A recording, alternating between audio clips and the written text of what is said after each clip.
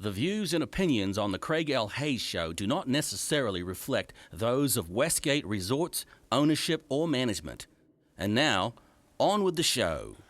All right, we're back here. This is the Craig L. Hayes Show. I am Craig L. Hayes, and we're happy to be here again with another episode with Chuck Rounds.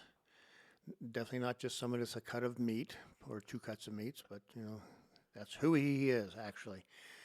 But we're talking about some showbiz stuff in his life and experiences in show business. Been very interesting thus far, and we're going to continue going on in this episode.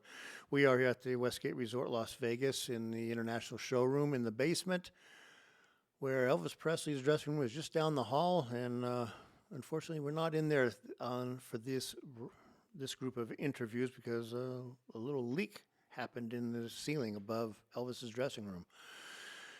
So I opted not to get rained on and come down the hallway a couple doors and continue on with the interviews. So Chuck, here we are again. So we left off, we were talking about different aspects and shows and what we've seen. And, you'd asked me earlier, and I've been contemplating a little bit, which shows have I seen? Like I told you, maybe 5 shows I can really pick out that I saw when I wasn't working.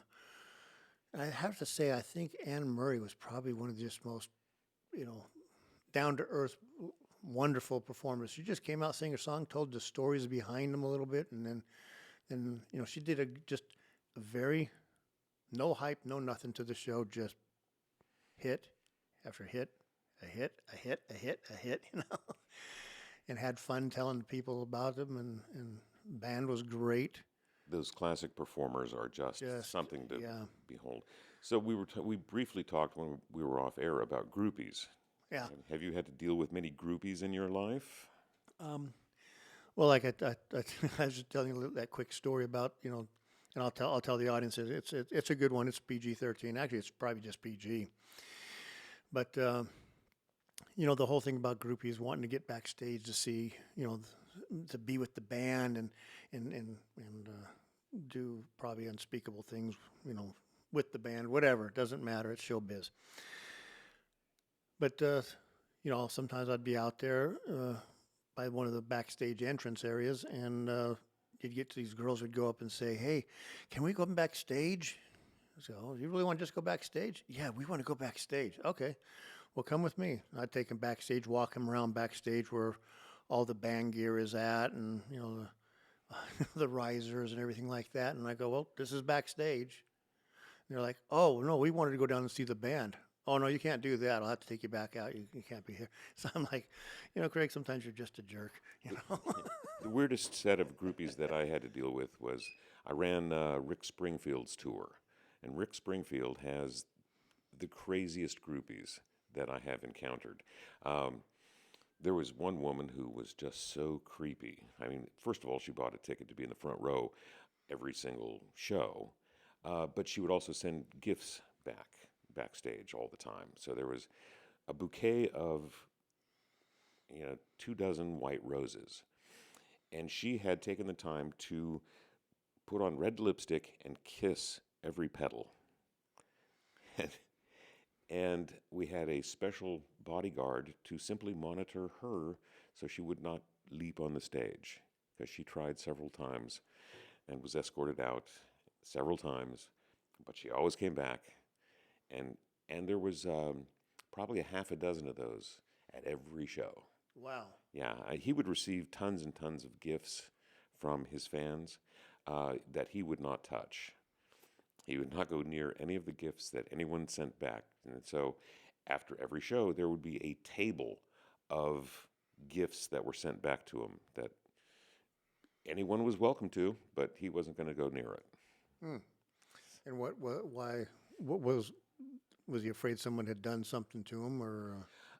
Yeah, I mean, any manner of drugging, he was very afraid of, or chemical or toxic, Okay, I get you. Yeah. Just afraid if you picked it up, you'd get the transference onto your skin, and Yeah, so it was our job to take all the gifts and put them into a stack, because a lot of the gifts were, it's like, "Oh, here's a homemade cake. You really want to eat that cake?"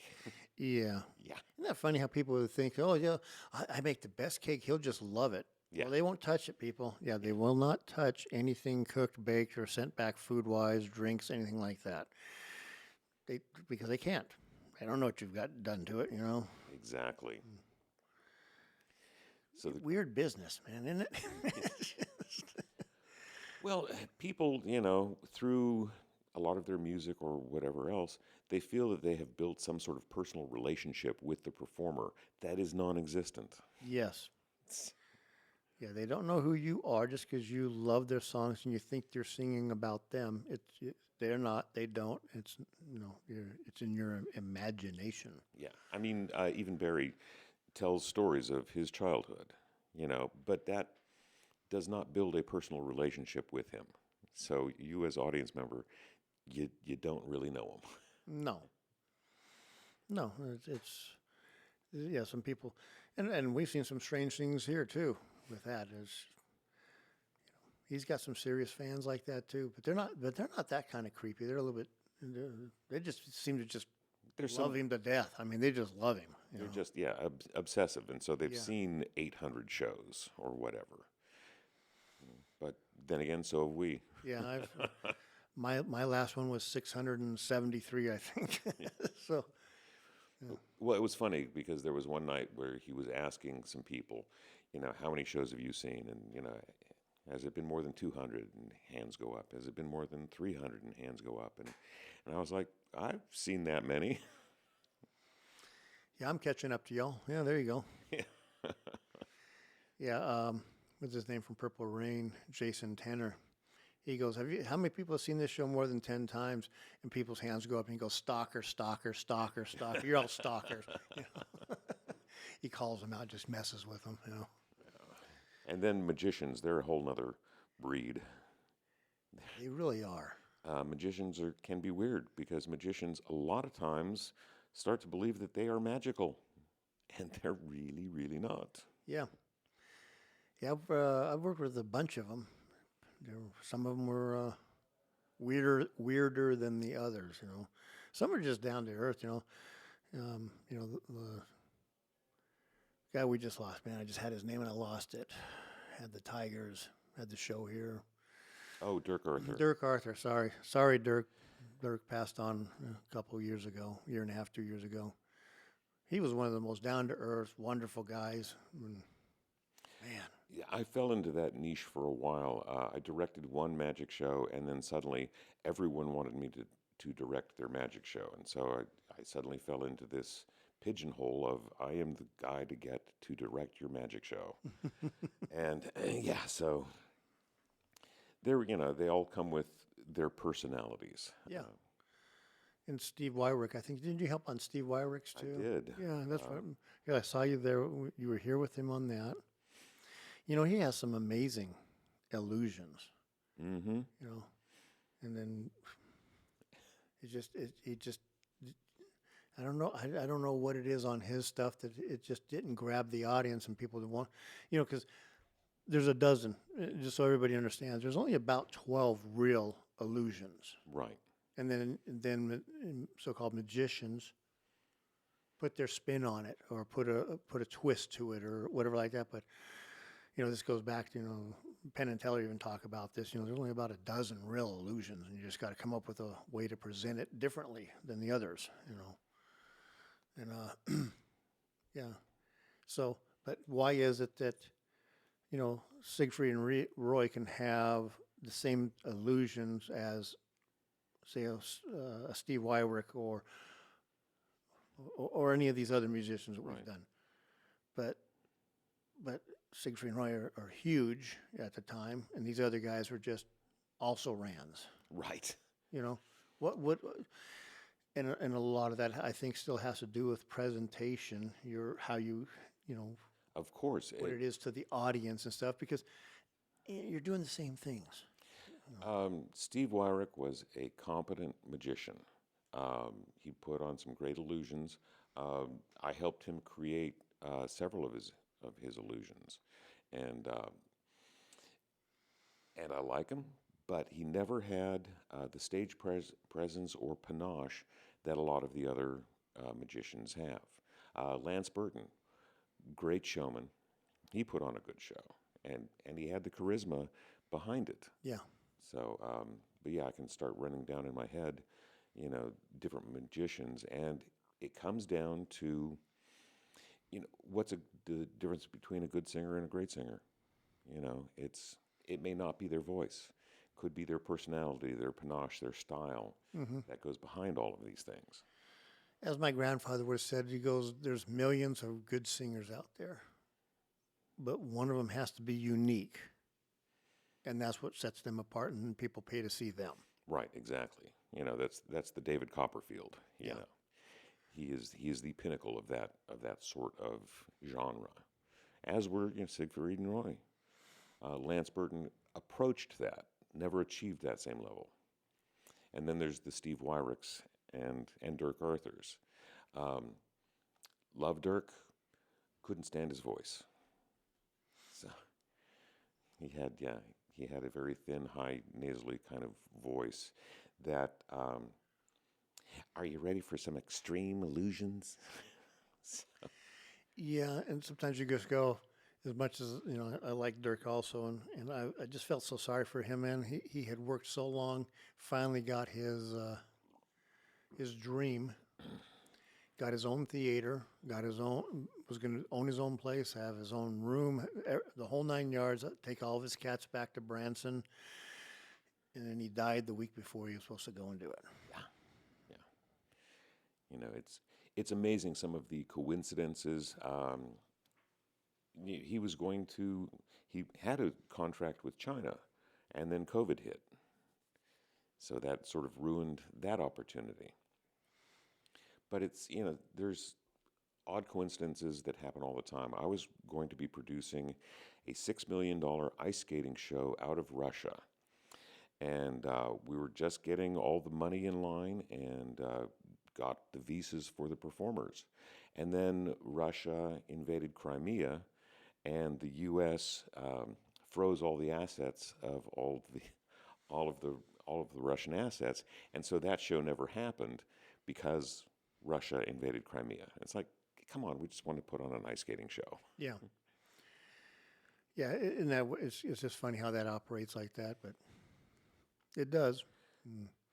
The arts sometimes will be the ones that suffer, the most on things like that because that's what they're doing to do.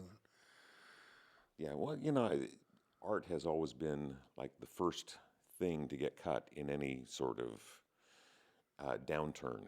It's like, what do you cut first? You cut the arts. And it's like, but the arts are kind of what makes living worthwhile. Yeah, going to see a play, going to see a performer, helps you, a movie, whatever you want to call it.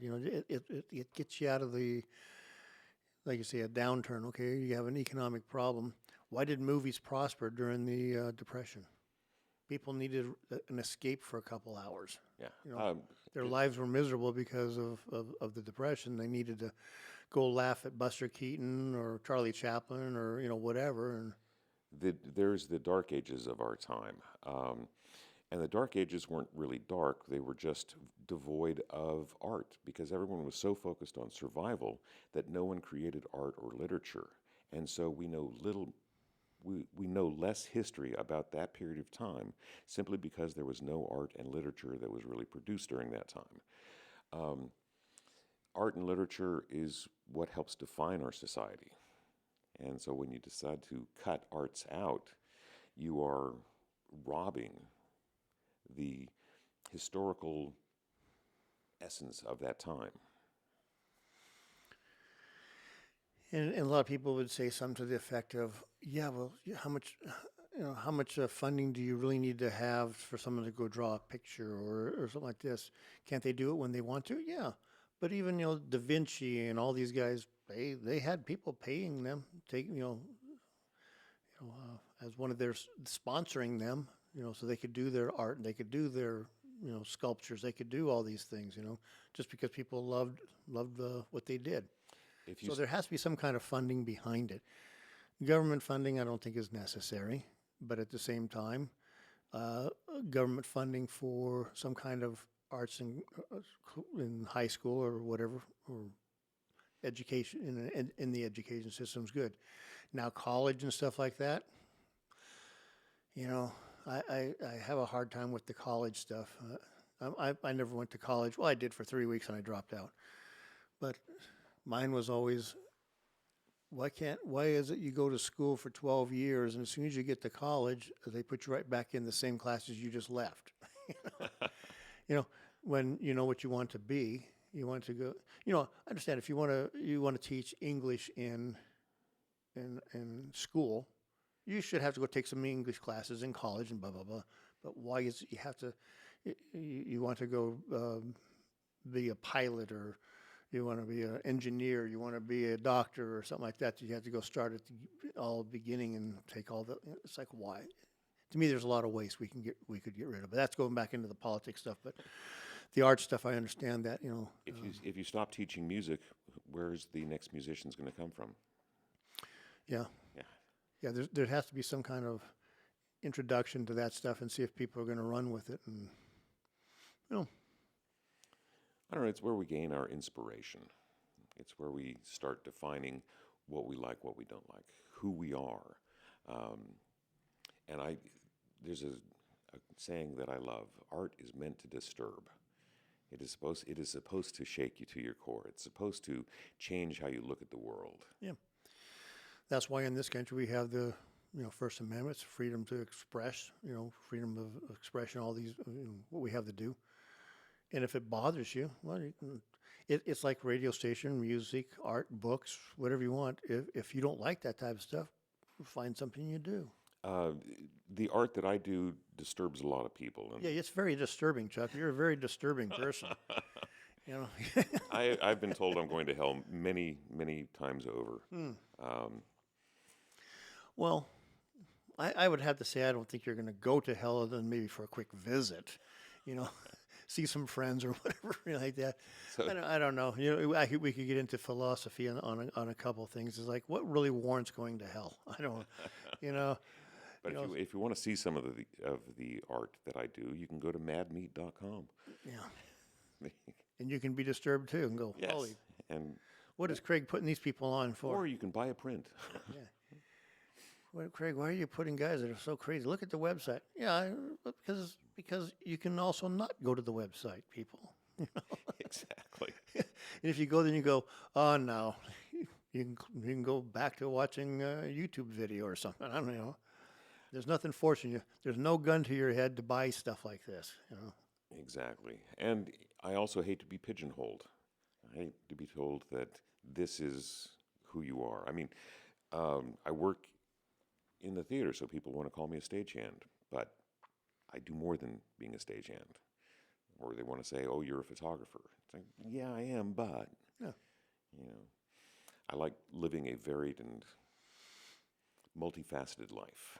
No, I think that's living a good life, personally. People say, well, you've been in show business your whole life. Yeah, but what working behind the scenes is just one aspect. Being a performer was another aspect. Writing books is another aspect. Doing music and songs and doing my own stuff, producing albums, that's another side. I mean, I got all kinds of stuff going, but so, yeah, well, like that. But people just want to pigeonhole you and say, "This is who you are." He's a stagehand. Yeah, okay, that's been my career. That's been the best paying of all the things I've done. I haven't done anything that paid better. So, So I talked about retiring to some folks at one point, and they said, "From what?" I said, "Right now you work only the jobs you want to work, and you only work them when you want to work. What are you retiring from?" yeah, I'm like, "Well, you're kind of right." And the funny thing is, the thing that I'm most proud of, and the thing that I would like to be remembered most about, is my relationship with my daughter, and being a dad. That's who I am. yeah. Being a parent, being a husband, being a wife, a husband, something. We all have so many things that we are. Yeah. It's, Well, and told you in previous episodes about the books that I've published and written. The one that we didn't touch upon was the one book that I wrote about my daughters and my relationship, and so that there's that book too. So And you can call it out. Tell everybody what it is. What it's called, and you can get it on Amazon. I know. But it is called Pug Notes to My Daughter.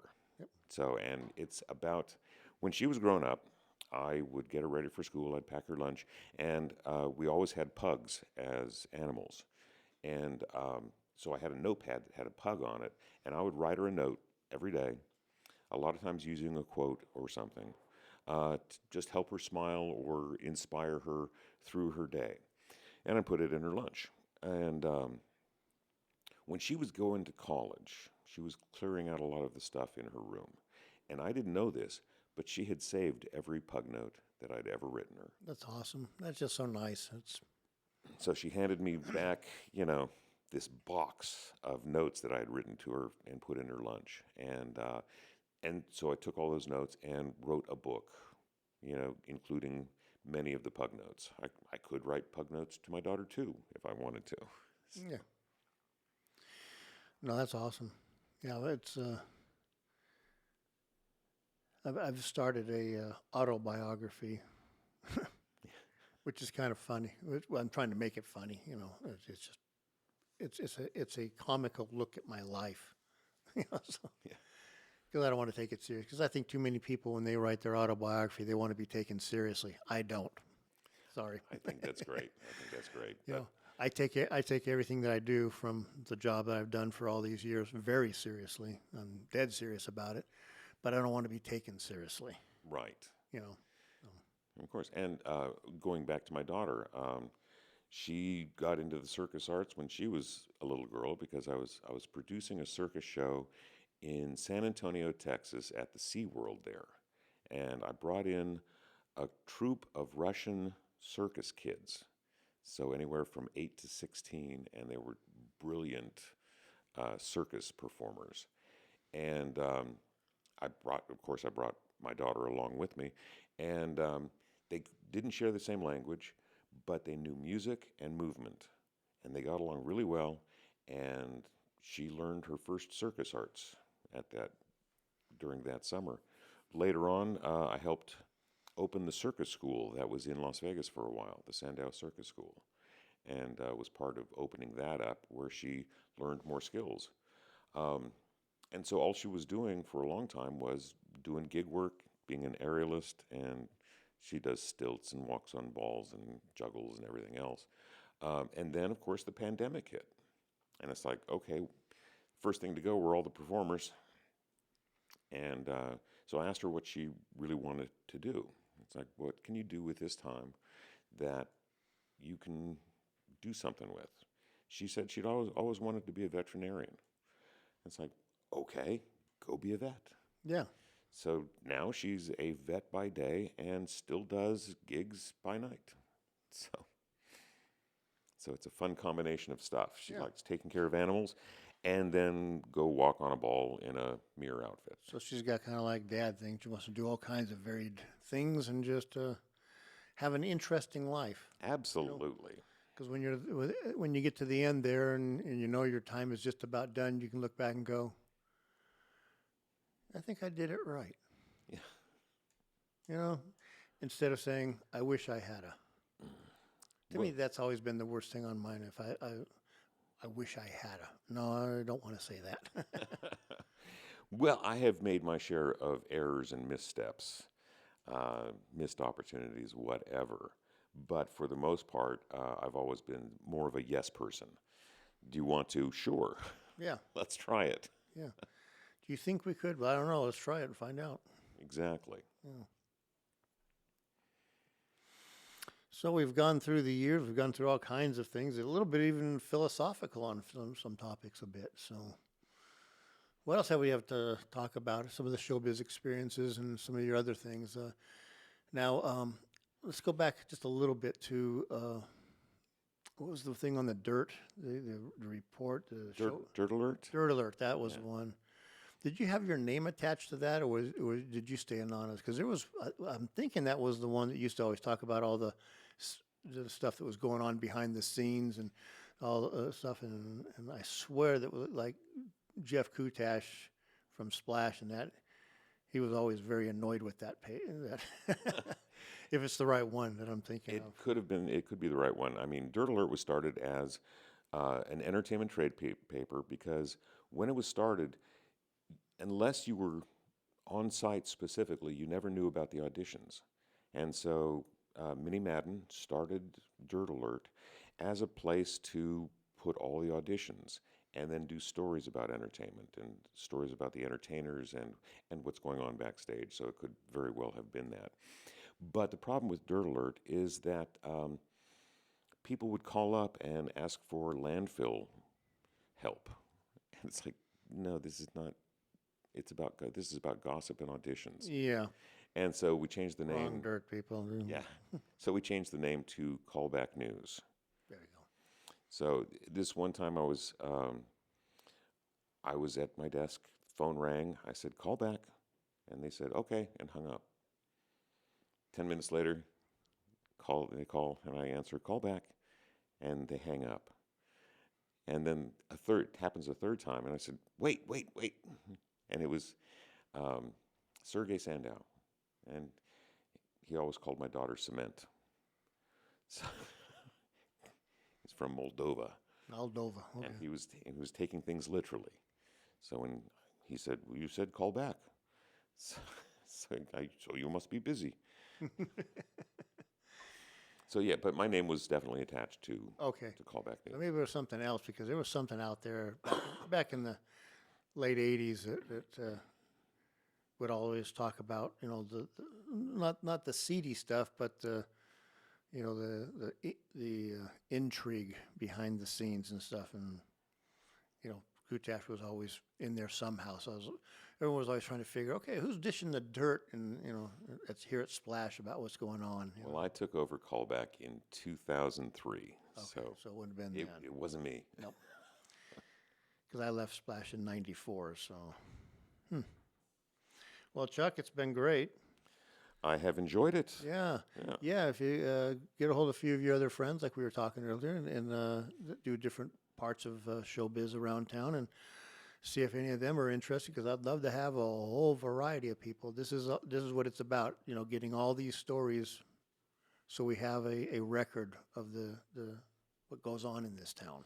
There's a lively history to Vegas entertainment, and we will get you I will find you some people who know the business when it was mobbed up. Yep. Yeah. Yeah, those are the good ones. That's my family's history right there. Going back to my grandfather with Bugsy Siegel and the rest of the boys. So, stuff I understand very well. So, all right, well, Chuck, thank you again for coming in and spending some time with us. And looking forward, maybe one day we'll do it again. If you can come up with some more stories and stuff, we'll sit down and do a couple more chats. I appreciate the opportunity. Yeah. Good to have you here, and it was good working with you all these years. And I'd like to say I miss all you guys, but I really don't. I'm glad to be gone. No, I do. I think that's the best part of being in show business is the acquaintances you make and the friendships. Yes. So, the shows are great too, doing them, but all the people you look back and go, I really enjoyed working with all these guys. That's what it's about right there, as far as I'm concerned. And the Hilton Westgate crew has always been the best. Well, I tried to find the least dopey people that were out. And I always tried looking for the best I could find. And there are dopey people out there. There are some very dopey people out there. All right, Chuck. Well, thanks much for it. And with that, Talbot, take it away. This is the Craig L. Hayes Show.